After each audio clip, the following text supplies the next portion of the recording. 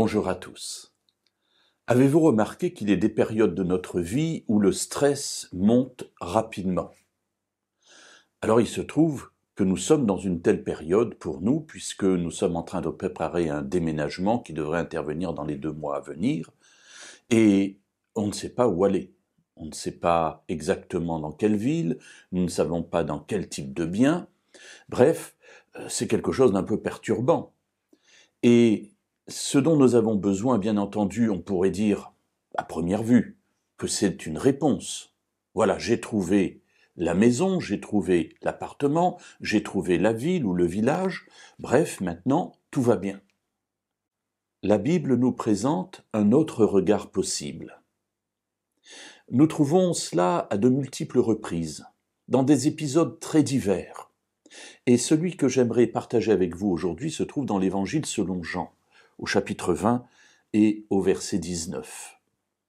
Jésus a été crucifié, il est ressuscité, il est apparu à quelques femmes, ces femmes sont venues témoigner auprès des disciples qui sont enfermés par la crainte qu'ils ont de voir venir les soldats d'Hérode ou les soldats envoyés par les souverains sacrificateurs, bref, ils ont peur, et ils sont là et tout d'un coup, Jésus apparaît au milieu d'eux.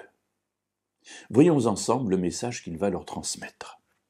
Donc, Évangile selon Jean, chapitre 20, verset 19. Le soir de ce jour, qui était le premier de la semaine, les portes du lieu où se trouvaient les disciples étaient fermées par la crainte qu'ils avaient des Juifs. Jésus vint, et debout au milieu d'eux, il leur dit « Que la paix soit avec vous ». Nous avons déjà eu ensemble l'occasion de débattre de ce sujet, de présenter à de multiples reprises des épisodes un peu semblables où le premier message qui est adressé par l'apparition céleste, ici il s'agit de Jésus ressuscité, ça n'est pas de donner une réponse pratique, technique aux problématiques rencontrées par les personnes, mais c'est d'abord d'assurer ces personnes de la paix. Ici, le message de Jésus est « que la paix soit avec vous ». Alors, j'aime à croire que, et c'est en tout cas en ce sens que je formule la prière, tant pour mon épouse que pour moi-même, que oui, Dieu a préparé quelque chose pour nous, pour le lieu où nous allons nous déplacer dans quelques semaines, voire quelques mois.